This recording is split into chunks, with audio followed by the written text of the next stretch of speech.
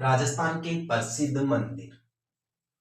राजस्थान के प्रसिद्ध मंदिर टेम्पल ऑफ राजस्थान। इसके लिए दोस्तों आप राजस्थान का मैप देखिए। आपको दोस्तों राजस्थान के नक्शे के माध्यम से समझाता हूं मैं कि राजस्थान के कुछ प्रसिद्ध महत्वपूर्ण मंदिर कौन कौन से हैं। ध्यान से देखिए दोस्तों, यहाँ आप आराम से समझ लीजिए इसको। ये दोस्तों इसे मान लीजिए अपना लगभग राजस्थान है, थोड़ा इधर उधर बढ़ सकता है लेकिन लगभग ऐसा ही है अपना राजस्थान, जिसका आकार पतंग आकार है। ठीक है दोस्तों, राजस्थान में सबसे प्रसिद्ध मंदिर है दोस्तों जीण माता का मंदिर। राजस्थान का जो सबसे प्रसिद्ध मंदिर है वो कौन सा है?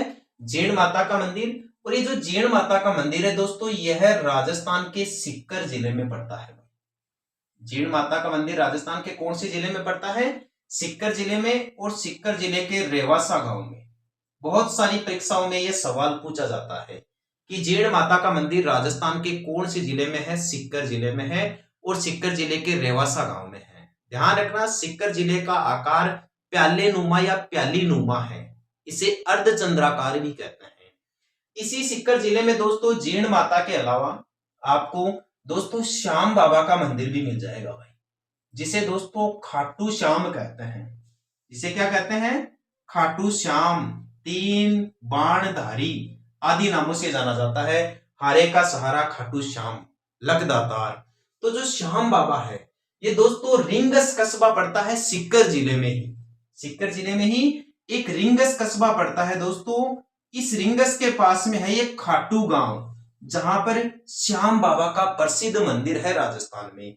तो यहां बच्चे गलती कर देते हैं, श्याम बाबा के मंदिर को दोस्तों जयपुर में दर्शा देते हैं। तो ध्यान रखना, ये जयपुर जिले में नहीं है, ये सीकर जिले में पड़ता है। डायरेक्टली क्वेश्चन पूछा गया है आज तक कि जीण माता का मंदिर कहां पर है? सीकर जिले के रेवासा गांव में है। प्रसिद्ध श्याम बाबा का मंदिर कहां पर है? खाटू गांव, जो रिंगस के पास में है, वहां पर है। प्रतिवर्ष फाल्गुन शुक्ल 11 यानी एकादशी और द्वादशी को यहाँ पर मेला लगता है। और जीण माता का मेला चैत्र अश्विन नवरात्रों में लगता है। एक और ध्यान रखना दोस्तों, एक सालासर मंदिर का भी ध्यान रखना, यहां से भी सवाल पूछ लिया जाता है भाई। ये सालासर गांव राजस्थान के चूरू जिले में है भाई। सालासर गांव राजस्थान के कौन से जिले में है? चूरू जिले में है, जहां पर दोस्तों विश्व का एकमात्र डाडी मूछ वाले हनुमान जी का मंदिर है भाई। डाडी मूछ वाले हनुमान जी का मंदिर। बहुत ही गजब का सवाल दोस्तों, आपसे पूछ ले कि विश्व प्रसिद्ध डाडी मूछ वाले हनुमान जी का मंदिर कहां पर है? सालासर गांव चूरू, जहां पर भी प्रतिवर्ष चैत्र और अश्विन नवरात्रों में वर्ष में 2 बार मेला लगता है। तो चूरू जिले में है सालासर हनुमान जी का मंदिर। जीण माता का मेला सीकर रेवासा गांव में, यहीं पर इनका मंदिर है।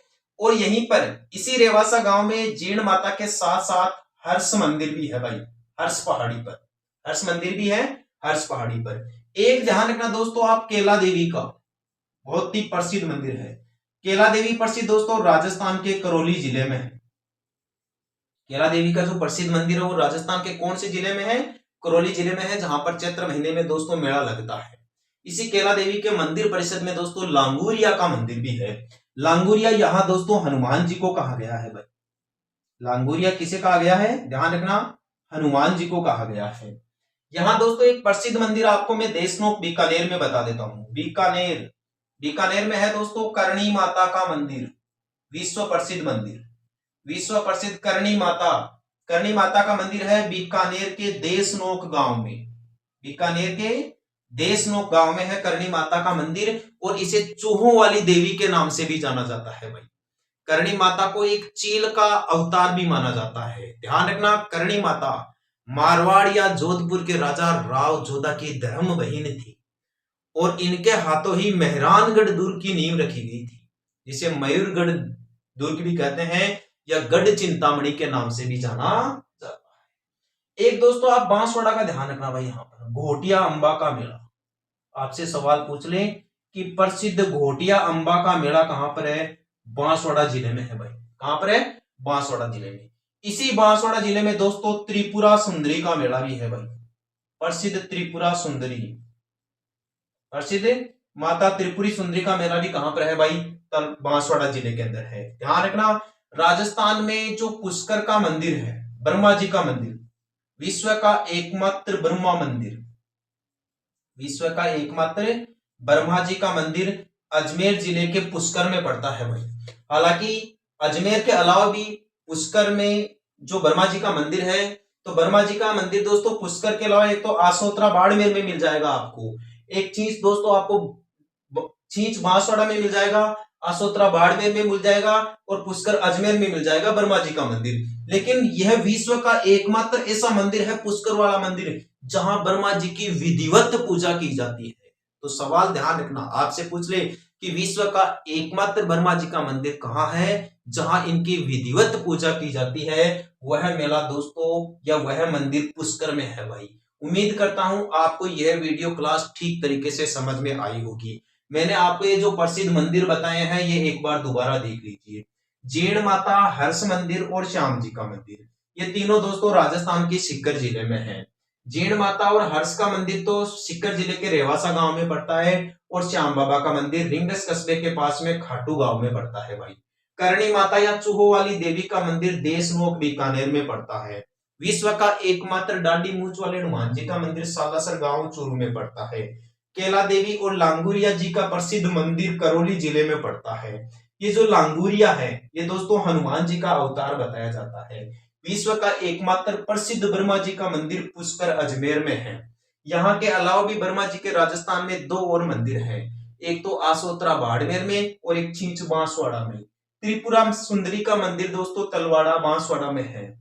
घोटिया अंबा का मेला भी दोस्तों बांसवाड़ा में है।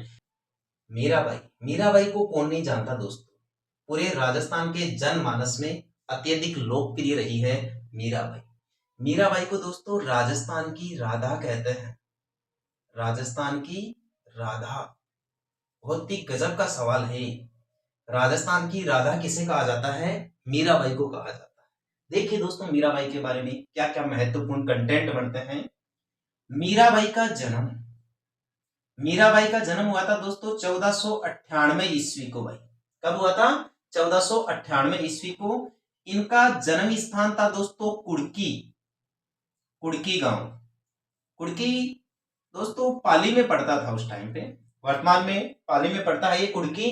तो सवाल का बहुत ही महत्वपूर्ण रूप से आप ध्यान रखना, काफी अच्छा सवाल है ये एग्जाम की दृष्टि से, कि मीराबाई जिसे राजस्थान की राधा कहते हैं उनका जन्म 1498 ईस्वी में कहां हुआ था? कुड़की गांव में हुआ था, जो पाली जिले से संबंधित बताया जाता है। ठीक है दोस्तों, अब मीराबाई के कुछ सगे संबंधियों के बारे में देखिए आप, यहां से अच्छा सवाल पूछा जाता है। सबसे पहले दोस्तों आप मीराबाई के पिता का नाम देखिए भाई। मीराबाई के पिता का नाम था दोस्तों रतन सिंह। क्या नाम था भाई? रतन सिंह, जो बाजोड़ी के जागीरदार थे भाई। ठीक है, मीराबाई के पिता का नाम रतन सिंह था। इनकी माता का नाम, इनकी माता का नाम था भाई कुसुम कंवरी, कुसुम कुंवरी। बहुत ही गजब का सवाल है ये। इनकी माता का नाम कुसुम कंवरी, पिता का नाम रतन सिंह और इनके दादाजी का नाम, इनके दादा का नाम था भाई राव दूदा, जो मेड़ता के जागीरदार थे। राव दूदा मेड़ता के जागीरदार थे। और ऐसा बताया जाता है कि ये जो मीराबाई थी, मीराबाई जिसे राजस्थान की राधा कहते हैं, इनका लालन पालन, इनका लालन पालन मेड़ता में इनके दादा राव दूदा के द्वारा ही किया गया। मीराबाई का जन्म तो हुआ था कुड़की गांव पाली में 1498 ईस्वी में। इनका लालन पालन किया था इनके दादाजी राव दूदा के द्वारा। ठीक है, और ये राव दूदा मेड़ता के जागीरदार थे। इनके पिता का नाम रतन सिंह, माता का नाम कुसुम कंवरी था। एक सवाल दोस्तों यहां से पूछा जाता है कि इनका विवाह किनके साथ हुआ था? इनका विवाह हुआ था दोस्तों भोजराज के साथ। किसके साथ हुआ था भाई? भोजराज के साथ। और भोजराज मेवाड़ के महाराणा सांगा के ज्येष्ठ पुत्र थे भाई। मेवाड़ के महाराणा सांगा, जिन्होंने बाबर के साथ खानवा और बयाना की लड़ाइयां लड़ी थी, उनके बड़े बेटे थे ये भोजराज। भोजराज के साथ मीराबाई का जो विवाह है यह दोस्तों 1516 ईस्वी में संपन्न हुआ भाई। कब संपन्न हुआ? 1516 ईस्वी में। अब दोस्तों भोजराज जी तो खानवा के युद्ध में पिता की तरफ से लड़ते हुए शहीद हो गए या वीर गति को प्राप्त हो गए मातृभूमि की रक्षा करने के लिए। अब पीछे दोस्तों मीराबाई विधवा रह गई। तो मीराबाई भगवान कृष्ण से भक्ति करने लगी भाई। कृष्ण भक्त थी। इनकी जो भक्ति की जो भावना थी वो दोस्तों दासी भावना थी भाई, या इसे माधुर्य रूप कहते हैं। क्या कहते हैं? माधुर्य रूप। ऐसा बताया जाता है कि मीराबाई ने ज्ञान की जगह माधुर्य भावना को चुना, भगवान कृष्ण से दास से भावना को चुना। मीराबाई को भगवान कृष्ण की यह भक्ति कैसे लगी भाई? ऐसा बताया जाता है कि मीराबाई को भगवान कृष्ण की लगन उनकी दादी के द्वारा दिए गए संदेश से, या कृष्ण भक्ति उनको उनकी दादी से प्राप्त हुई थी। एक बार ऐसा बताया जाता है कि एक बारात जा रही थी, तो मीराबाई ने दूल्हे को देखा, तो उनकी दादी ने बताया कि ये दूल्हा है। तो मीराबाई ने भी जब उनके बारे में सुना कि ये दूल्हा होता है क्या है, वो जानती नहीं थी, बचपन की बात है। तो मीराबाई अपनी दादी के पास दौड़ते हुए गई और पूछा कि दादी, मेरे दूल्हे के बारे में भी बताओ, उनका क्या नाम है? तब उनकी दादी के मुंह से निकल गया कि उनका नाम गिरधर गोपाल है, और वो भगवान कृष्ण को गिरधर गोपाल मानने लगी। तभी से वो दोस्तों गिरधर गोपाल के रूप में आसक्त हो गई और जीवन भर भगवान कृष्ण की भक्ति करने लगी। ऐसा बताया जाता है इनके जो देवर थे मीराबाई के, उनको मीराबाई की भक्ति पसंद नहीं थी कृष्ण, तो उन्होंने कई बार उसे सांप से कटवाने का भी प्रयास किया, जहर देने का भी प्रयास किया गया, लेकिन मीराबाई की कुछ नहीं हुआ भाई। भगवान कृष्ण साथ जो प्रेम था, उनका जो भक्ति भावना थी, वो दोस्तों सच्ची भावना थी, इसलिए भगवान ने हमेशा उनकी रक्षा की है, ऐसा बताया जाता है।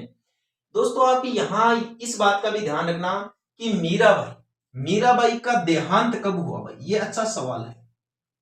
मीराबाई का देहांत हुआ था दोस्तों 1547 ईस्वी में।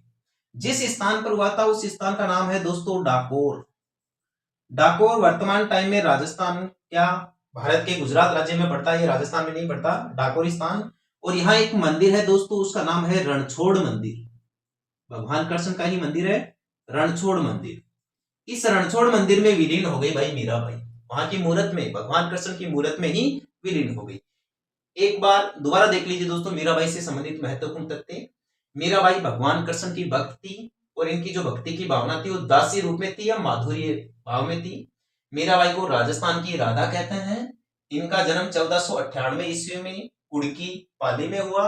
इनका विवाह 1516 ईस्वी में मेवाड़ के महाराणा सांगा के बड़े बेटे भोजराज के साथ हुआ। मीराबाई के पिता का नाम रतन सिंह था, माता का नाम कुसुम कौरी, दादा का नाम राव दूधा था, जिन्होंने मीराबाई का पालन पोषण किया।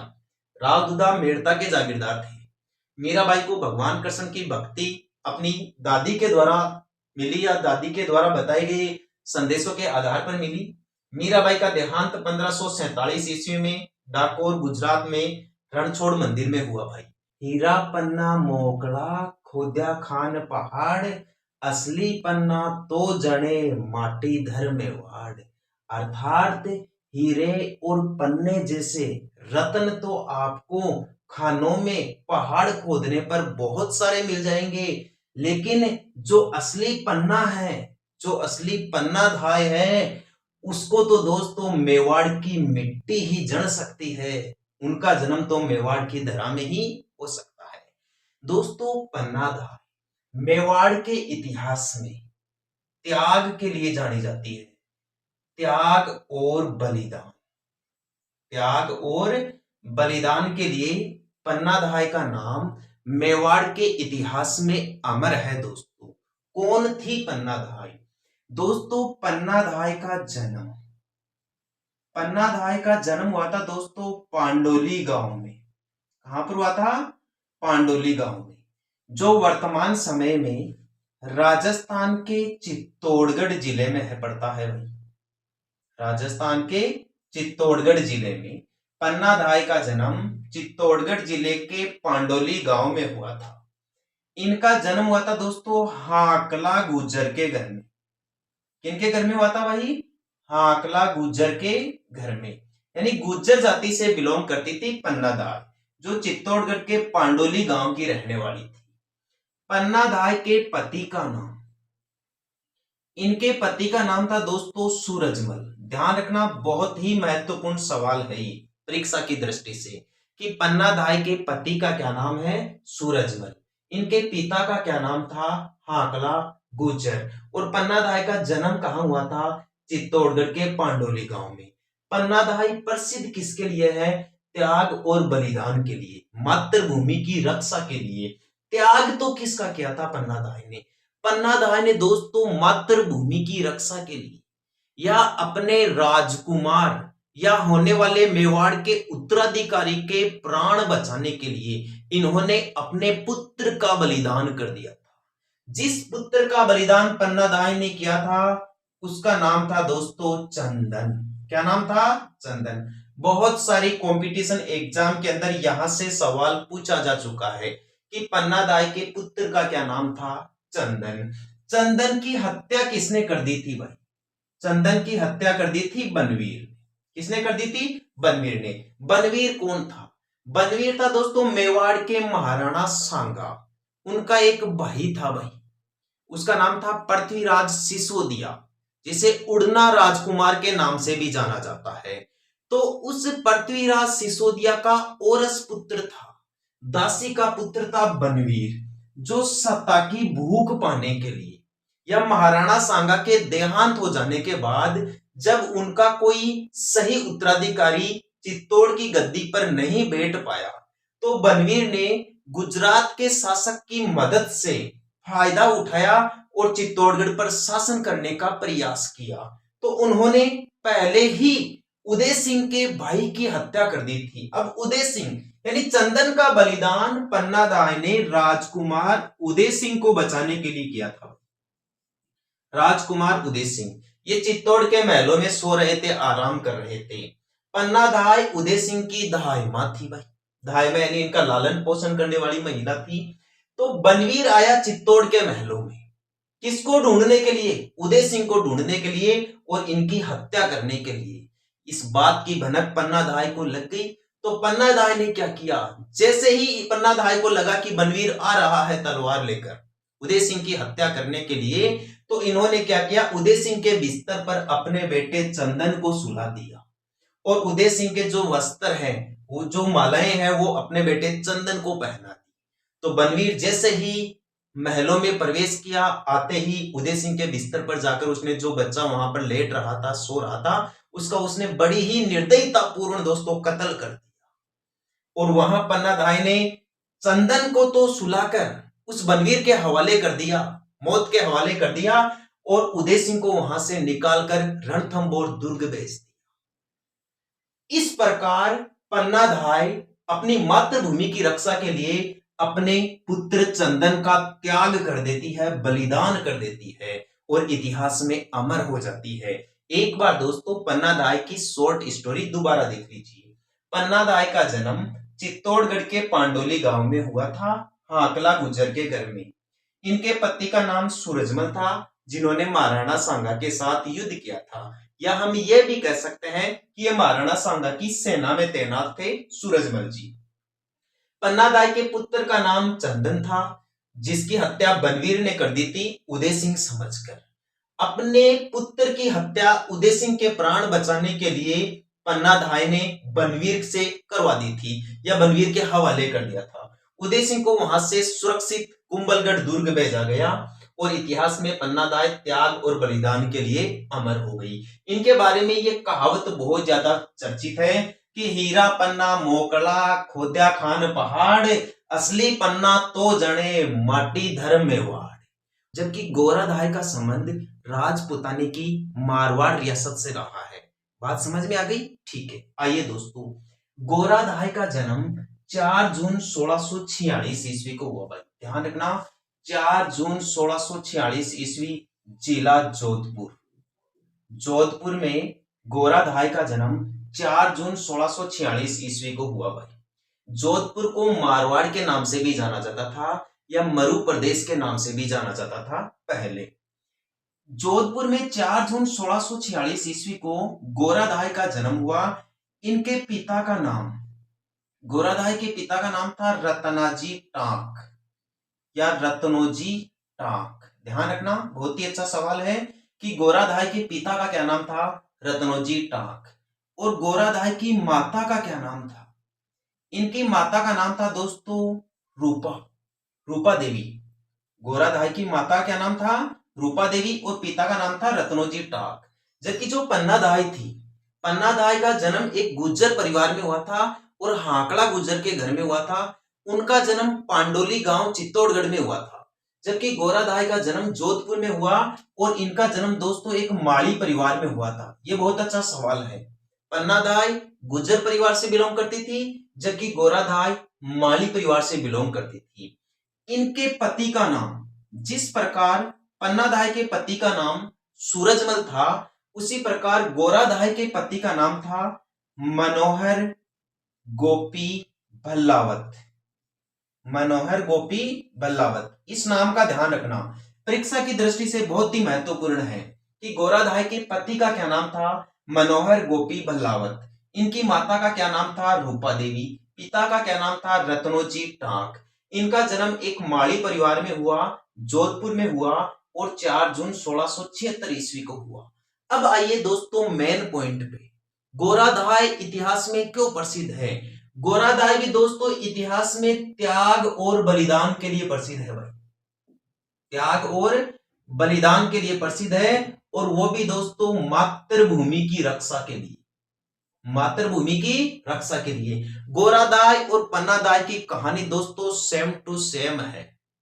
पन्नाधाय ने भी मातृभूमि की रक्षा के लिए अपने मेवाड़ राज्य के उत्तराधिकार की रक्षा करने के लिए अपने पुत्र का त्याग किया था, अपने पुत्र का बलिदान किया था। वो मेवाड़ में किया गया था। यहां दोस्तों गोराधाय भी ऐसा ही करती है, अपने राज्य के उत्तराधिकार की रक्षा करने के लिए अपने पुत्र का बलिदान कर देती है गोराधाय।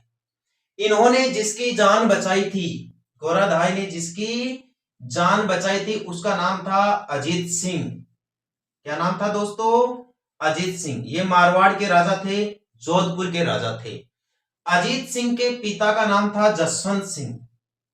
अजीत सिंह के पिता का क्या नाम था, महाराजा जसवंत सिंह, जो अजीत सिंह से पहले मारवाड़ के राजा थे। जसवंत सिंह की हत्या हो गई थी दोस्तों 1678 ईस्वी में, और जामरूद अफगानिस्तान में हो गई थी भाई साहब, ध्यान रखना, जामरूद अफगानिस्तान। ये काफी अच्छा सवाल है कि जसवंत सिंह की हत्या कहां कर दी गई थी, जामरूद अफगानिस्तान में 1678 ईस्वी में। इनकी मृत्यु हो जाने के बाद में अजीत सिंह को मुगल बादशाह औरंगजेब ने राजा नहीं माना, उत्तराधिकारी राजा नहीं माना। और औरंगजेब ने क्या किया दोस्तों, अजीत सिंह का उस टाइम पे जन्म हुआ ही था, जिस टाइम पे जसवंत सिंह की मृत्यु हुई थी उस टाइम पर अजीत सिंह का जन्म हुआ ही था। तो औरंगजेब ने क्या किया, अजीत सिंह को अफगानिस्तान से डायरेक्ट दिल्ली की तरफ लाने का प्रयास किया, और वहां ला जाकर वो उनको कैद खाने में डालना चाहते थे, और डाल ही दिया था वहां पर। फिर उसको बचाने के लिए दुर्गादास राठौड़, मुकुंददास खींची और गोराधाय ने प्रण लिया कि हम हमारे महाराजा को मुगलों की कैद से छुड़ा कर लेकर आएंगे। तो दोस्तों गोराधाय ने यहां पर भेष बदला भाई, गोराधाय ने भेष बदला अपना, या अपना स्वांग बदला। इन्होंने दोस्तों सफाई कर्मी का स्वांग बदला भाई, सफाई कर्मी का, गोराधाय ने। और इन्होंने सहयोग लिया दोस्तों एक मुकुंददास खींची नामक व्यक्ति का, मुकुंददास खींची नामक व्यक्ति का, जो बना दोस्तों सपेरा, जो क्या बना था, सपेरा, ध्यान रखना। तो मुकुंददास खींची का तो स्वांग रचा गया सपेरे के रूप में, गोराधाय खुद बन गई सफाई कर्मी, और ये दोनों चले गए भाई साहब औरंगजेब के काफिले के अंदर, और वहां से जाकर इन्होंने सुरक्षित इस अजीत सिंह के प्राण बचाए और इसे वहां पर सुरक्षित बाहर निकाल कर ले आए। उस टाइम पर गोराधाय को अपने पुत्र को अजीत सिंह की जगह सुलाकर आना पड़ा भाई। तो इस प्रकार गोराधाय भी इतिहास में त्याग और बलिदान के लिए प्रसिद्ध है, अपने उत्तराधिकारी राजा अजीत सिंह को बचाने के लिए और मातृभूमि की रक्षा के लिए। तो गोराधाय के बारे में आपसे और क्या सवाल पूछे जा सकते हैं, यहां पर आपसे सवाल पूछे जा सकते हैं कि गोराधाय का नाम कहां कहां पर है भाई। एक तो दूसों में इसका नाम मिल जाएगा भाई, दूसों। ये दोस्तों मारवाड़ का राष्ट्रगीत है, जोधपुर का राष्ट्रगीत है दूसों, जहां पन्नाधाय का नाम लिया जाता है। जब कभी भी मारवाड़ का राष्ट्रगीत का गायन किया जाता है तो उसमें दूसों नाम का उल्लेख किया गया है, या उस दूसों राष्ट्रगीत में गोराधाय का उल्लेख किया गया है। गोराधाय की छतरी दोस्तों जोधपुर में बनी हुई है। गोराधाय की छतरी कहां पर बनी हुई है, जोधपुर में जो 1711 ईस्वी में बनाई गई थी, ध्यान रखना। और जोधपुर में ही गोराधाय की बावड़ी भी बनाई गई है। जोधपुर में ही गोराधाय की बावड़ी भी बनाई गई है। दोस्तों गोराधाय के बारे में एक बार आप रिवीजन देख लीजिए। गोराधाय भी इतिहास में त्याग और बलिदान के लिए फेमस रही है या प्रसिद्ध हुई है। इन्होंने मातृभूमि के लिए या अपने राज्य के उत्तराधिकार के लिए अपने पुत्र का बलिदान कर दिया था। इनका जन्म 4 जून 1646 ईस्वी को जोधपुर में एक माड़ी परिवार में हुआ, रत्नाजी टाक और रूपा देवी के घर में। इनके पति का नाम मनोहर गोपी भल्लावत था। इनका नाम मारवाड़ के राष्ट्रगीत धूसों में लिया जाता है। इन्होंने अपने राज्य के राजकुमार अजीत सिंह के प्राण बचाए थे। अजीत सिंह जसवंत सिंह के पुत्र थे। जसवंत सिंह औरंगजेब की तरफ से लड़ते हुए जामरूद अफगानिस्तान में 1678 ईस्वी में मारे गए थे। गोराधाय ने सफाई कर्मी का भेष बदला अजीत सिंह को बचाने के लिए और इन्होंने सहयोग लिया मुकुंद दास खिची का। मुकुंद दास खिची ने सपेरे का स्वांग रचा था। गोराधाय की छतरी और बावड़ी जोधपुर में है। इनकी छतरी का निर्माण 1711 ईस्वी में किया गया। राजस्थान के प्रसिद्ध संत जाम्भोजी के बारे में पढ़ना। दोस्तों जाम्भोजी एक पर्यावरण संत थे भाई, ध्यान रखना। आपसे पूछ ले कि जाम्भोजी एक पर्यावरण संत थे। पर्यावरण के लिए इन्होंने अपने नियमों का प्रतिपादन किया, इसलिए इन्हें पर्यावरण संत के साथ साथ एक वैज्ञानिक संत भी कहा जाता है। यह काफी अच्छा सवाल साबित हो सकता है आपके लिए परीक्षा की दृष्टि से कि राजस्थान में वैज्ञानिक संत किसे कहा गया है? जाम्भोजी को कहा गया है। दोस्तों जाम्भोजी का जन्म, यहां से भी अच्छा सवाल किया जा सकता है। संत जाम्भोजी का जन्म हुआ था 1451 ईस्वी में। कब हुआ था दोस्तों? 1451 ईस्वी में। और इनका जन्म हुआ था दोस्तों पीपासर गांव में। कौन से गांव में हुआ था? पीपासर गांव में, जो राजस्थान के नागौर जिले में पड़ता है भाई। पीपासर गांव राजस्थान के कौन से जिले में पड़ता है? नागौर जिले में, जहां 1451 ईस्वी में जाम्भोजी का जन्म हुआ था। इनके पिता का नाम, यहां से सवाल पूछा जाता है एग्जाम के अंदर कि जाम्भोजी के पिताजी का नाम बताइए। तो इनके पिताजी का नाम था दोस्तों लोहट। क्या नाम था? लोहट नामक कोई व्यक्ति थे। और इनकी माताजी का नाम था हंसाबाई। यहां से भी सवाल पूछा जाता है, हंसाबाई। तो इस प्रकार जाम्भोजी के माता पिता का नाम हंसाबाई और लोहट था। इनका जन्म नागौर जिले के पीपासर गांव में 1451 ईस्वी में हुआ भाई। एक और इंपॉर्टेंट सवाल कि इनका जन्म किस कुल में हुआ था? कौन से परिवार में हुआ था? ध्यान रखना दोस्तों, पंवार परिवार में इनका जन्म हुआ था। किस परिवार में हुआ था? पंवार परिवार में जाम्भोजी का जन्म हुआ था। और जो पन्नाधाय थी उनका जन्म गुज्जर परिवार में हुआ था। जो गोराधाय थी उनका जन्म माड़ी परिवार में हुआ था। ऐसे क्वेश्चनों का आप ध्यान रखना। जाम्भोजी ने दोस्तों सन 1485 ईस्वी में एक संप्रदाय चलाया था दोस्तों, जिसका नाम है विश्नोई संप्रदाय। क्या नाम है भाई? विश्नोई संप्रदाय। ध्यान रखना, यहां से काफी अच्छा सवाल पूछा जा सकता है कि जाम्भोजी, जो संत जाम्भोजी थे, इन्होंने विश्नोई संप्रदाय की स्थापना कब की थी? 1485 ईस्वी में की थी भाई। ठीक है, तो 1485 ईस्वी में इन्होंने विश्नोई संप्रदाय का गठन किया। विश्नोई संप्रदाय में दोस्तों पर्यावरण को बचाने के लिए 29 नियम निर्धारित किए गए, जो दोस्तों 20+9 के रूप में है, इसीलिए तो इन्हें बिश्नोई कहते हैं। 20+9 बिश्नोई। तो बिश्नोई संप्रदाय का गठन जाम्भोजी के द्वारा 1485 ईस्वी में किया गया, इसीलिए इन्हें पर्यावरण संत कहते हैं या एक वैज्ञानिक संत कहते हैं। ये जो 20 नियम है दोस्तों, ये पर्यावरण को बचाने के लिए हैं, जीवों को रक्षा करने से संबंधित ये नियम बनाए गए हैं। इनका जो देह त्याग किया गया था दोस्तों, ये दोस्तों 1536 ईस्वी में किया गया था। और 1536 ईस्वी में बीकानेर का एक गांव है दोस्तों लालासर, जहां पर इनका देहांत हो गया था और इनके देह का त्याग किया गया था। इस लालासर गांव को दोस्तों आजकल मुकाम कहते हैं। क्या कहते हैं भाई? मुकाम, जो बीकानेर की नोखा तहसील में पड़ता है भाई। तो बीकानेर के मुकाम स्थान या लालासर स्थान पर जाम्भोजी ने अपने प्राण त्यागे 1536 ईस्वी में। इन्होंने 1485 में विश्नोई संप्रदाय की स्थापना की। विश्नोई संप्रदाय के लोग प्रकृति और वन्य जीवों को बचाने के लिए 29 नियमों का पालन करते हैं, जो जाम्बोजी के द्वारा बनाए गए थे 20+9 के रूप में। इन्हें एक वैज्ञानिक संत कहते हैं या पर्यावरण संत कहा जाता है। इनका जन्म 1451 ईस्वी में नागौर जिले के पीपासर गांव में एक पंवार परिवार में हुआ। पिता का नाम लोहट और माता का नाम हंसाबाई था। जय हिंद दोस्तों, NCB education hub YouTube channel में आप सभी मित्रों का हार्दिक अभिनंदन है। दोस्तों, आज की वीडियो क्लास में हम प्रसिद्ध साहित्यकार कन्हैयालाल सेठिया के बारे में पढ़ेंगे।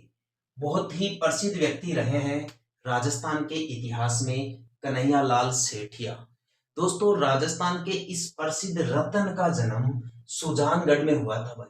सुजानगढ़ यानी राजस्थान के चूरू जिले में। राजस्थान के चूरू जिले में जहां सबसे कम वन पाए जाते हैं या उच्च तापमान के लिए यह जिला प्रसिद्ध है। आपके इसी चूरू जिले में सालासर हनुमान जी का मंदिर है, जो विश्व में एकमात्र दाढ़ी मूंछ वाले मंदिर का उदाहरण बताया जाता है और प्रतिवर्ष चैत्र अश्विन नवरात्रों में वर्ष में 2 बार यहाँ मेला लगता है। तो चूरू जिले के सुजानगढ़ में कन्हैयालाल सेठिया का जन्म 11 सितंबर 1919 ईस्वी को हुआ। ध्यान रखना, आपसे सवाल पूछ ले कि कन्हैयालाल सेठिया का जन्म कब और कहां हुआ। सुजानगढ़ चूरू में 11 सितंबर 1919 ईस्वी को। दोस्तों, इनके निधन की डेट भी आप ध्यान रखिए। कन्हैयालाल सेठिया का देहांत 1 नवंबर 2008 ईस्वी को कलकत्ता में हुआ था भाई। कहां हुआ था? कलकत्ता, भारत के पश्चिम बंगाल राज्य में। ये बाद में दोस्तों वहीं पर जाके बस गए थे, कलकत्ता में ही। तो इस प्रकार कन्हैयालाल सेठिया का जन्म तो सुजानगढ़ चूरू में हुआ, इनका देहांत कलकत्ता में हुआ 2008 ईस्वी में। कन्हैयालाल सेठिया को दोस्तों अनेक पुरस्कारों से भारत के द्वारा सम्मानित किया जा चुका है, क्योंकि इन्होंने दोस्तों अनेक कथाएं लिखी है, अनेक काव्य लिखे हैं, अनेक अनमोल पुस्तकों की रचनाएं की है कन्हैयालाल सेठिया ने। तो दोस्तों, सबसे पहले कन्हैयालाल सेठिया के बारे में देखिए यहाँ पे। इन्हें 2004 में तो पद्मश्री पुरस्कार से सम्मानित किया जा चुका है। दोस्तों, ये जो पद्म पुरस्कार है, ये भारत में राष्ट्रपति के द्वारा गणतंत्र दिवस के अवसर पर दिए जाते हैं। तो सवाल यहां से भी पूछा जा सकता है कि कन्हैयालाल सेठिया को पद्मश्री पुरस्कार से किस वर्ष सम्मानित किया गया? 2004 में सम्मानित किया गया। इन्हें राजस्थान रत्न पुरस्कार से भी सम्मानित किया जा चुका है वर्ष 2012 में। ध्यान रखना, कन्हैयालाल सेठिया को राजस्थान रत्न पुरस्कार तो 2012 में, पद्मश्री पुरस्कार 2004 में। इनकी रचनाओं में देखें, इन्होंने दोस्तों 1941 ईस्वी में एक वन फूल नाम से रचना की भाई, और ये वन फूल कन्हैयालाल सेठिया जी का पहला काव्य बताया जाता है। ये काफी अच्छा सवाल साबित हो सकता है प्रतियोगी परीक्षा की दृष्टि से। जो लोग टीचर्स की तैयारी कर रहे हैं या आरपीएससी की तैयारी कर रहे हैं, उनके लिए तो दोस्तों ये रामबाण साबित हो सकते हैं इस प्रकार के क्वेश्चन कि कन्हैयालाल सेठिया का प्रथम काव्य कौन सा था? वन फूल। और वो कब प्रकाशित किया गया था? सन 1941 ईस्वी में। अगले ही साल 1942 में कन्हैयालाल सेठिया ने अग्निवीणा के नाम से अपना एक और काव्य प्रकाशित किया या आम जनता के सामने रखा। कन्हैयालाल सेठिया ने दोस्तों अनेक रचनाएं लिखी है, जैसे धरती धोरारी, पाथल और पीथल। दोस्तों, पाथल महाराणा प्रताप, पीथल पृथ्वीराज राठौड़ का संबंध बीकानेर रियासत से रहा है। ये अकबर के दरबार में रहते थे, राठौड़ राजवंश से थे। और ये जो पाथल थे, ये दोस्तों महाराणा प्रताप से रिलेटेड है। या महाराणा प्रताप को इस रचना में पाथल कहा गया है, और बीकानेर के पृथ्वीराज राठौड़ को, जिन्हें डिंगल भाषा का हेरोंस भी कहते हैं, उन्हें दोस्तों पीथल नाम से संबोधित किया गया है। पाथल और पीथल के नाम से इन दोनों के बीच में पत्र व्यवहार की बात कही गई है। ऐसा बताया जाता है कि एक बार पाथल यानी महाराणा प्रताप ने बड़ी ही दुखी स्थिति के कारण अकबर के पास में एक पत्र भेजा था अधीनता स्वीकार करने के मामले में। तब ये पत्र दोस्तों पीथल को मिला। जब पीथल ने ये पत्र पढ़ा तो पीथल को यकीन नहीं हुआ कि ऐसा वीर बहादुर पुरुष किस प्रकार से इतने आसान तरीके से घबरा गया और अकबर की अधीनता स्वीकार करने के लिए यहाँ पत्र भेज दिया। तब दोस्तों पीतल ने प्रत्युत्तर में भेजा था इस पाथल के पास में जवाब कि हे महाराणा, हे मेवाड़ के धरती पुत्र, आपकी वीर गाथाएं पूरी दुनिया में चर्चित है। हर कोने में आपको शौर्य के लिए याद किया जाता है, वीरता के लिए याद किया जाता है, बहादुरी के लिए याद किया जाता है, मातृभूमि की रक्षा के वचन के लिए जो कटिबद्धता की आपकी भावना है उसके लिए जाना जाता है या उसके लिए याद किया जाता है। तो आप इतनी आसानी से अकबर की अधीनता कैसे स्वीकार कर सकते हैं? तो इस रचना के माध्यम से पीतल ने महाराणा प्रताप के सोए हुए स्वाभिमान को जगाया था। फिर महाराणा प्रताप इनसे मोटिवेटेड होते हैं, प्रभावित होते हैं और फिर से अकबर से लड़ने के लिए इन्होंने लोहा ले लेते हैं या युद्ध की नई रणनीति बनाने लग जाते हैं और आगे चलकर दिवेर के युद्ध में वो अकबर की सेना को परास्त कर देते हैं अपने पुत्र अमर सिंह की नेतृत्व में जो युद्ध किया उसके अंदर। तो पाथल और पीथल ये प्रसिद्ध रचना कन्हैयालाल सेठिया के द्वारा लिखी गई। इन्होंने दोस्तों एक शबद नामक रचना भी लिखी है, शबद, जिसके लिए इन्हें सूर्यमल मिशन पुरस्कार से सम्मानित किया जा चुका है। ध्यान रखना, सूर्यमल मिशन राजस्थान के राज्य कवि है भाई, राजस्थान के राज्य कवि। बहुत ही अच्छा सवाल है, राजस्थान का राज्य कवि कौन है? सूर्यमल मिश्रण। एक सवाल इनसे ये पूछा जाता है कि सूर्यमल मिश्रण का संबंध राजस्थान के कौन से जिले से है? दोस्तों बूंदी जिले से है। कौन से जिले से है? बूंदी जिले से। बात क्लियर है? ठीक है। एक इनकी प्रसिद्ध रचना दोस्तों निग्रंथ भी है। इसके लिए इन्हें 1988 में मूर्ति देवी पुरस्कार से सम्मानित किया गया। बहुत ही गजब का सवाल है कि कन्हैयालाल सेठिया को मूर्ति देवी पुरस्कार से सम्मानित कब किया गया? 1988 ईस्वी में। और किस प्रसिद्ध रचना के लिए? निग्रंथ के लिए। कुण जमीन रो धनी, दोनों किताबें बड़ी इंपॉर्टेंट है। कुण जमीन रो धनी, धरती धोरारी, मिंझर, लीलटांस, ये इनकी प्रसिद्ध रचनाएं हैं। लीलटांस के लिए तो कन्हैयालाल सेठिया को 1976 ईस्वी में केंद्रीय साहित्य अकादमी के द्वारा भी पुरस्कृत किया गया। एक इंपॉर्टेंट बात बता देता हूं, आपसे पूछ ले केंद्रीय साहित्य अकादमी भारत के किस शहर में स्थित है? तो ध्यान रखना दोस्तों, यह न्यू दिल्ली में स्थित है। भारत के कौन से शहर में स्थित है भाई? न्यू दिल्ली में स्थित है। एक बार कन्हैयालाल सेठिया जी के बारे में ये सारी जानकारी दोबारा देख लीजिए। कन्हैयालाल सेठिया का जन्म सुजानगढ़ चूरू में हुआ 11 सितंबर 1919 ईस्वी को और इस महान आत्मा का निधन कलकत्ता में 1 नवंबर 2008 को हुआ भाई। कन्हैयालाल सेठिया को 2004 में पद्मश्री से, 2012 में राजस्थान रत्न से सम्मानित किया गया। इनका पहला काव्य वन फूल नाम से प्रकाशित हुआ 1941 ईस्वी में।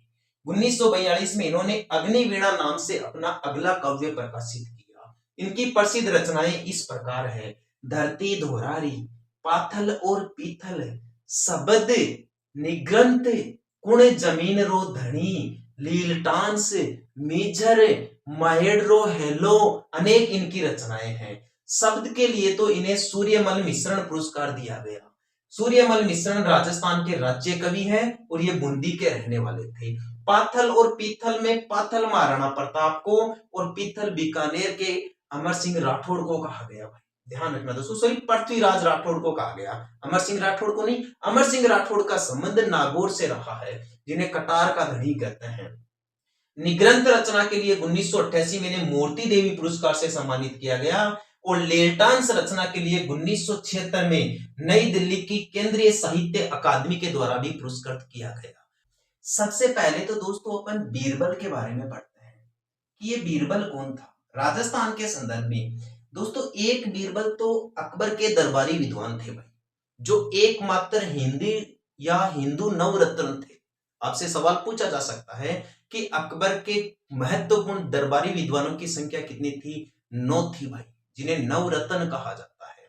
तो उनमें दोस्तों एक बीरबल भी था जिसका मूल नाम महेश दास था। तो बीरबल एकमात्र हिंदू था भाई अकबर के नवरत्नों में। ठीक है, इसके अलावा दोस्तों तानसेन हो गया और भी अनेक विद्वान थे अकबर के दरबारी विद्वानों में। टोडरमल हो गया जो एक अर्थशास्त्री था। ये जो बीरबल है इसका संबंध दोस्तों गंगानगर से रहा है भाई। इसका संबंध कहां से रहा है? गंगानगर से।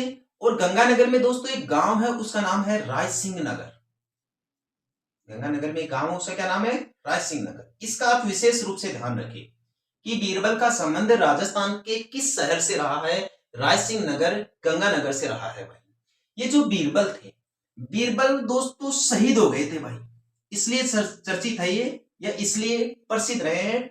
एक दिन क्या हुआ था दोस्तों, ये एक बार दोस्तों झंडा गीत गा रहे थे भाई, या तिरंगे झंडे को हाथ में लेकर प्रचार प्रसार कर रहे थे, मातृभूमि के जयकारे लगा रहे थे।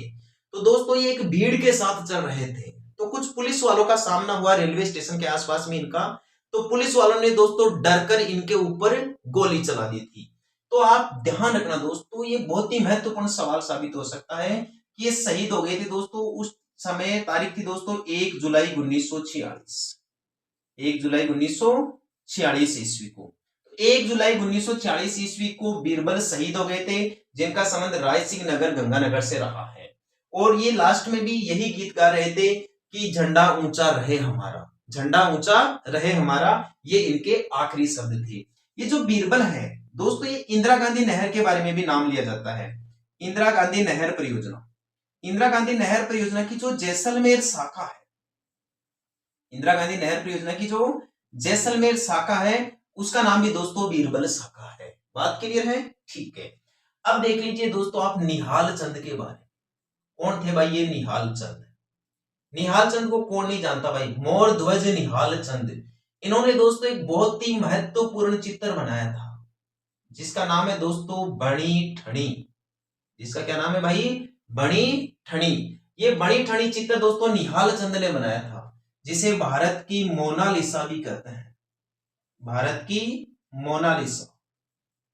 आपसे सवाल पूछ ले कि भारत की मोनालिसा किसे कहते हैं? बणी ठणी को कहते हैं। और ये बणी ठणी चित्र किनके द्वारा बनाया गया था? निहाल चंद के द्वारा बनाया गया था। इस बणी ठणी को मोनालिसा के रूप में सबसे ज्यादा प्रसिद्धि किसने दिलाई थी भाई? एरिक डिकिंसन ने। किसने दिलाई थी? एरिक डिकिंसन ने। और एक और व्यक्ति था, उसका नाम था दोस्तों फैयाज अली। फैयाज अली और एरिक डिकिंसन, इन दोनों महत्वपूर्ण व्यक्तियों ने बणी ठणी को भारत की मोनालिसा के रूप में प्रसिद्धि दिलाई, जबकि ये बणी ठणी चित्र निहाल चंद ने बनाया था भाई।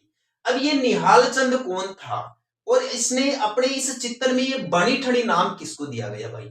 निहाल चंद दोस्तों नागरी दास का दरबारी विद्वान था, जो किशनगढ़ के राजा थे। नागरी दास भगवान कृष्ण से बहुत प्रेम करते थे, या भगवान कृष्ण की जो भक्ति थी उससे बहुत ज्यादा प्रभावित थे, इसलिए उनका मूल नाम तो दोस्तों सावंत सिंह था।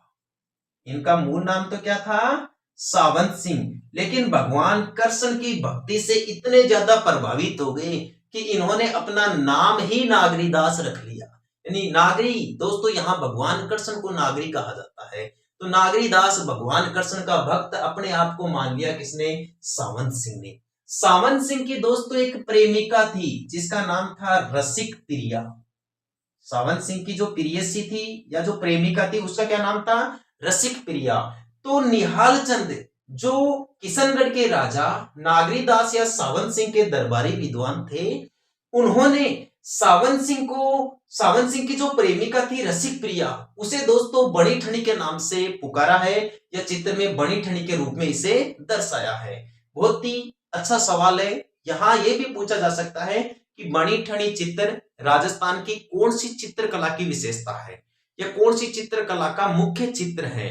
यह दोस्तों किशनगढ़ चित्र शैली की विशेषता है, और यह चित्र निहाल चंद ने बनाया था। इसे भारत की मोनालिसा कहते हैं। भारत की मोनालिसा के रूप में इस बणी ठणी को प्रसिद्धि एरिक डिकिंसन और फैयाज अली ने दिलाई भाई। बात क्लियर है? ठीक है दोस्तों, एक दुर्सा आडा के बारे में भी पढ़ लीजिए। कौन थे ये दुर्सा आडा? दुर्सा आडा भी दोस्तों राजस्थान के एक प्रसिद्ध साहित्यकार रहे हैं, प्रसिद्ध कवि रहे हैं। और एक और बता दूं दोस्तों मैं आपको, एक दोस्तों आप दयाल दास का भी ध्यान रखना। दयाल दास, ये जो दयाल दास जी थे, इन्होंने दोस्तों एक पुस्तक लिखी थी दयाल दासरी ख्यात। दयाल दासरी ख्यात का मतलब होता है दोस्तों बात या कहानी। तो दयाल दास ने दयाल दासरी ख्यात नाम की एक पुस्तक लिखी थी। दयाल दास जी दोस्तों बीकानेर के रहने वाले थे भाई। कहां के रहने वाले थे? बीकानेर के, जिनका जन्म 1798 ईस्वी में हुआ था। और इन्होंने बीकानेर के राठौड़ों का इतिहास लिखा था दयाल दासरी ख्यात के नाम से। तो यहां आपसे सवाल पूछा जा सकता है, ये जो दयाल दास की ख्यात है, इसमें कौन से राजा से लेकर कौन से राजा तक का इतिहास लिखा गया है? इसमें बीकानेर में राठौड़ वंश के संस्थापक राव बीकाजी से लेकर सरदार सिंह तक के शासकों का इतिहास लिखा है भाई। एक बार दोबारा देख लीजिए सारी जानकारी। बीरबल दोस्तों गंगानगर के रायसिंह नगर के रहने वाले थे। झंडा गीत गाते समय जब पुलिस कर्मचारी ने इनके ऊपर गोली चला दी तो इनका निधन हो गया था या ये शहीद हो गए थे, और इनके अंतिम शब्द थे झंडा ऊंचा रहे हमारा, या सारे जहां से अच्छा हिंदुस्तान हमारा। ये शहीद हो गए थे दोस्तों 1 जुलाई 1946 ईस्वी को, इसलिए प्रतिवर्ष 1 जुलाई को बीरबल दिवस मनाया जाता है। इंदिरा गांधी नहर परियोजना की जैसलमेर शाखा का नाम भी बीरबल शाखा ही है। दुर्सा आडा राजस्थान के एक प्रसिद्ध साहित्यकार रहे हैं। दयाल दास दोस्तों इनका जन्म बीकानेर में 1798 ईस्वी में हुआ। इन्होंने दयाल दासरी ख्यात के नाम से एक प्रसिद्ध रचना लिखी जिसमें बीकानेर के राठौड़ राजाओं में राव बीकाजी से लेकर सरदार सिंह तक के इतिहास का वर्णन किया गया है। निहाल चंद किशनगढ़ के राजा सावंत सिंह के दरबारी विद्वान थे। सावंत सिंह को नागरी दास भी कहते हैं। सावंत सिंह की प्रेमिका का नाम रसिक प्रिया था, तो रसिक प्रिया की सुंदरता के लिए निहाल चंद ने एक चित्र बनाया था जिसे बणी ठणी कहते हैं। इस बणी ठणी को भारत की मोनालिसा भी कहा गया है। ये मोनालिसा का चित्र दोस्तों इटली के लियोनार्डो दा विंची ने बनाया था। मोनालिसा के रूप में बणी ठणी को प्रसिद्धि दिलाने का श्रेय एरिक डिकिंसन और फैयाज अली को दिया जाता है। ध्यान रखना दोस्तों बणी ठणी पर 1973 ईस्वी में डाक टिकट भी जारी किया जा चुका है। उम्मीद करता हूं आपको यह वीडियो क्लास ठीक तरीके से पसंद आई होगी।